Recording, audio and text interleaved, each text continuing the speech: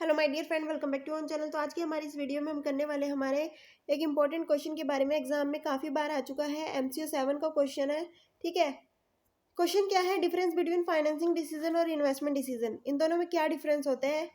कुछ बेसिस है जिन बेसिस के ऊपर हम क्या करेंगे, इन दोनों में डिफ्रेंशिएट करेंगे। सबसे पहले मीनिंग देखते हैं।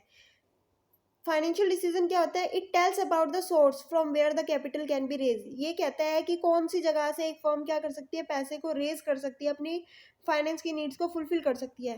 इन्वेस्टमेंट डिसीजन कहता है कि the decision regarding the investment of fund for getting maximum benefit for the firm. यानी कि इन्वेस्टमेंट डिसीजन कहता है कि जो भी फाइनेंस हमने रेज किया था, ठीक है, उस फाइनेंस को हमें कहाँ पे इन्वेस्ट करना है जिससे कि हमें ज़्यादा से ज़्यादा बेनिफिट मिल सके। उसके बाद आता है सोर्स के बेसिस पे हम क्या करते हैं, दोनों को डिफरेंशिएट करते हैं। Owner fund include shares capital retained earning, whereas borrowed fund include debentures loans bonds. यानी कि कौन से सोर्स से हम फंड्स को रेज करते हैं, ओनर फंड या फिर बोरोड फंड। ओनर फंड की बात करते हैं तो share capital retained earning, borrowed fund की बात करते हैं तो डिबेंचर्स लोन्स और बॉन्ड्स। लेकिन अगर हम बात करते हैं यहाँ पे इन्वेस्टमेंट डिसीजन में, तो long term capital decision related to buying machinery for production, purchase land and building for expansion. पहला हम लॉन्ग टर्म कैपिटल डिसीजन लेते हैं कि लंबे समय तक हम पैसे को इन्वेस्ट करते हैं किसी बिल्डिंग में, प्लांट में, फर्नीचर में।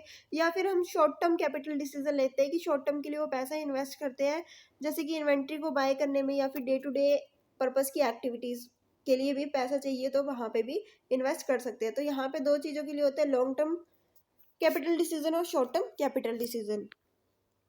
अगर हम बात करते हैं सोर्सेज की, तो लॉन्ग टर्म सोर्स और शॉर्ट टर्म सोर्स से भी फंड्स को जो है वो रेज किया जा सकता है।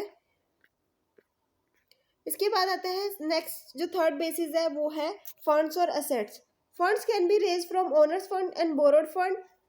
फाइनेंसिंग डिसीजन में जो फंड्स है वो कहीं से भी रेज किया जा सकता है, चाहे वो ओनर फंड का यूज कर लो, चाहे बोरोड फंड का यूज कर लो। लेकिन अगर हम इन्वेस्टमेंट डिसीजन की बात करते हैं तो decision were taken related to fix assets as well as current asset, कि कहाँ पे पैसा इन्वेस्ट करना है, वो डिसीजन किससे रिलेटेड लिया जाता है। क्या हमें फिक्स असेट्स में पैसे को इन्वेस्ट करना है या फिर हमें करंट असेट्स में पैसे को इन्वेस्ट करना है, फंड्स को इन्वेस्ट करना है।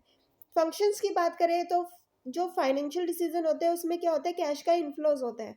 लेकिन अगर हम बात करते हैं इन्वेस्टमेंट डिसीजन में, तो वहाँ पे फंड्स का जो है वो क्या होता है, आउटफ्लो होता है, कैश इन्वेस्ट किया जाता है।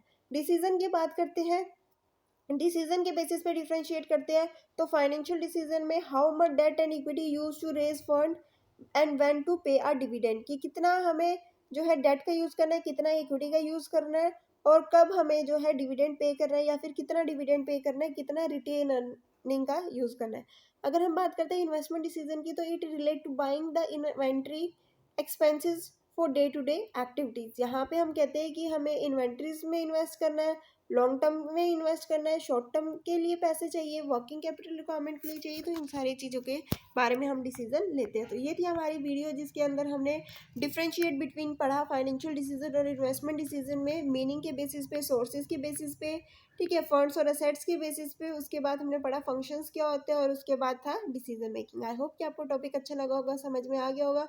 कोई डाउट नहीं है, कोई डाउट है तो कमेंट सेक्शन में कमेंट करके पूछना मत भूलना, क्योंकि एग्जाम में काफ़ी बार आ चुका है। वीडियो अच्छी लगी तो लाइक शेयर सब्सक्राइब करना मत भूलना। Thanks for watching.